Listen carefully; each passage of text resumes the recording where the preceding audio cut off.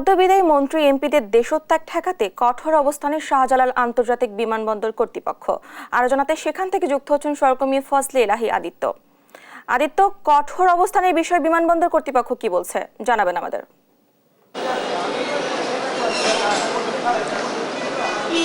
যে আমি সকালবেলা থেকে বিমানবন্দরে অবস্থান করছি যেন এবং সিকিউরিটির ব্যাপারে যারা হচ্ছে দেশের বাইরে যাচ্ছেন তাদের ব্যাপারে কিন্তু আমরা যোগাযোগ স্থাপনের চেষ্টা করেছি বিমানবন্দর কর্তৃপক্ষের সাথে। তারা এখনো পর্যন্ত আমাদেরকে কোনো অফিসিয়াল বক্তব্য দেয়নি।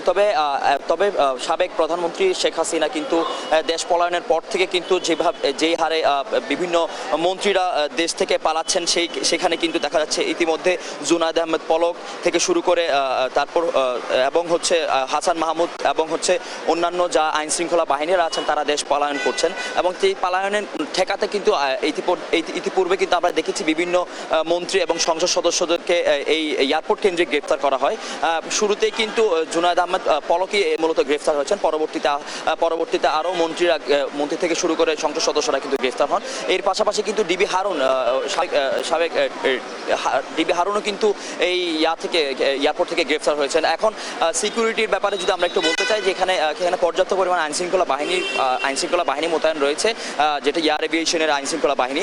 এবং এর পাশাপাশি কিন্তু আমরা সেনাবাহিনীর যে টহল, সেই সেনাবাহিনীর টহল কিন্তু আমরা দেখতে পাচ্ছি। এছাড়া যে কোনো রকম অপ্রীতিকর ঘটনা থেকে যেন এই বিমানবন্দরকে রক্ষা করা যায়, এর পাশাপাশি কিন্তু সেনাবাহিনী কিন্তু পর্যাপ্ত পরিমাণ চেকিং থেকে শুরু করে অন্যান্যভাবে সিকিউরিটি তারা সিস্টেম করে রেখেছেন। তবে এখন পর্যন্ত কিন্তু সকাল থেকে কোনো রকম যে দেশ ছেড়ে যাচ্ছে এমন মন্ত্রী অথবা সংসদ সদস্য এমন কোনো তথ্য আমরা সকাল থেকে পাইনি। তবে আমরা চেষ্টা করছি যোগাযোগ স্থাপন করার জন্য এবং পরবর্তীতে হয়তো আমরা যে এয়ার এভিয়েশনের যে চিফ সিকিউরিটি অফিসার রয়েছেন তার সাথে আমরা যোগাযোগ স্থাপনের চেষ্টা করেছি। পরবর্তীতে আমরা তার সাথে যোগাযোগ করলে হয়তো সর্বশেষ তথ্য, অর্থাৎ যে দেশ থেকে নিষেধাজ্ঞা যাদের এসেছে এবং যারা হচ্ছে সাবেক মন্ত্রী এবং সংসদ সদস্যরা রয়েছে তারা যেন দেশ ত্যাগ করতে না পারেন, সেই দেশ করতে না পারেন সেই বিষয়ে আমরা পরবর্তীতে ওদের সিদ্ধান্ত আরো সুস্পষ্টভাবে জানতে পারবো। এই ছিল আমার কাছে এয়ারপোর্ট থেকে সর্বশেষ তথ্য। শাহজালাল আন্তর্জাতিক বিমানবন্দর থেকে সেখানকার আইন শৃঙ্খলা পরিস্থিতি জানাচ্ছিলেন আমাদের সহকর্মী।